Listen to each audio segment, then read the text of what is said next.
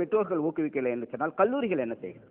அதாவது எல்லா பிள்ளைகளுக்குமே இயற்கையாகவே தனித்திறமைகள் அமைந்துள்ளன. நான் 2 விதமான பெற்றோர்களை பார்க்குறேன். ஒன்று வந்து நகர்ப்புறத்தில் உள்ள பெற்றோர்கள்.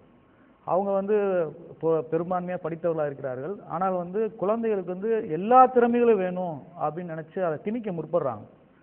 குழந்தைகளுடைய சரியான திறமைகளை வந்து அவங்க அறியாதவர்களாக இருக்கிறாங்க. 2வது வந்து கிராமப்புற பெற்றோர்கள். அவங்க படிப்புக்கே முக்கியத்துவம் கொடுக்காத நிலையில் திறமைனா என்னன்னே அவங்க முற்றிலும் அறியாதவர்களாக இருக்கிறாங்க.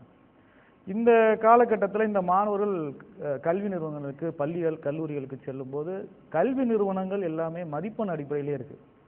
அவங்க வந்து நம்முடைய கல்வி முறையே மதிப்பெண் அடிப்படையிலான கல்வி முறை. திறமைகளுக்கு கல்வி நிறுவனங்களும் முக்கியத்துவம் கொடுப்பதில்லை. ஒரு கல்வி நிறுவனம் சிறந்த கல்வி நிறுவனம் மதிப்பெண்கள் அந்த கல்வி நிறுவனத்தில் எத்தனை மாணவர்கள் மதிப்பெண் எடுத்திருக்கிறார்கள் இதைத்தான் நம்ம பார்க்குறோமே தவிர எத்தனை மாணவர்கள் திறமையான மாணவர்கள் கல்லூரியிலிருந்தோ பள்ளியிலிருந்து வெளிவருகிறார்கள் என்று சமுதாயம் பார்ப்பதில்லை. அந்த கல்வி நிறுவனங்களுக்கு தான் முக்கியத்துவம் கொடுக்கப்படுகின்றன. அதனால் அதில் உள்ள ஆசிரியர்களும் கல்லூரி முதல்வர்கள், கல்லூரி நிர்வாகம் ஆகியவை இந்த மதிப்பெண்ணிலேயே ஃபோக்கஸ் பண்ணிட்டு இருக்கனால திறமைகளை அவங்க எடுத்துக்கொள்வதில்லை. என்னை பொறுத்த வரைக்கும் பெற்றோர்கள் என்னதான் ஊக்குவித்தாலும் பள்ளி கல்லூரிகளில் ஆசிரியர்கள் அதை ஊக்குவிக்க வேண்டும்.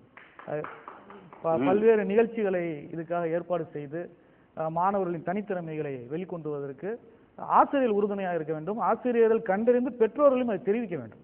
உங்களுடைய குழந்தை இது போன்று சிறந்து விளங்குகின்றான், இதை நீங்கள் ஊக்கப்படுத்த வேண்டும் என்று தெரிவிக்க வேண்டும். டாக்டர் அப்துல் கலாம் ஐயாவே என்ன சொல்றாங்கன்னா, பல தருணங்களில் பல பேட்டிகளிலே சொல்லியிருக்கிறார், பெற்றோர்களை விட ஆசிரியர்கள், சுப்பிரமணிய ஐயர் போன்ற ஆசிரியர்கள் எனக்கு வாழ்க்கையில் வழிகாட்டியாக அமைந்தார்கள் என்று சொல்றார்.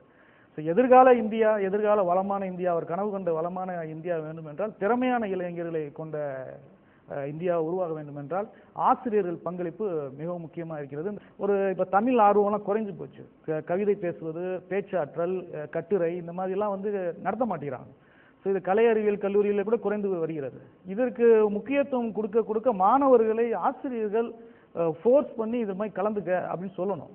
அப்போ மேடை ஏற்றும் போது அவர்களுக்கு அந்த பயம் போகிறது, அவருடைய திறமை வெளிவருகிறது. மேலும் மேலும் இதை இது பண்ணும்போது அவங்களுடைய ஆற்றல் வெளிப்படுகிறது, அவர்கள் சிறந்து விளங்குகிறார்கள். முக்கியமாக ஒழுக்கமுடைய மாணவர்களாக இருக்கிறார்கள். திறமையுடைய மாணவர்கள் திறமையின் மீது அவர்களுடைய நேரத்தை செலவழிக்கும் போது, அவர்களுடைய டைவர்ஷன் ஏற்படும் போது அவருடைய ஒழுக்கமுடைய மாணவர்களாக உருவாகிறார்கள். அந்த கல்லூரியும் ஒரு ஒழுக்கமுடைய கல்லூரியாக விளங்குகிறது என்று கருதுகிறேன். சுமாரா இருக்கிற மாணவனோட தட்டி தட்டி தட்டி ஒரு சிற்பி மாதிரி அவனை செதுக்கக்கூடிய ஒரு பருவத்தில்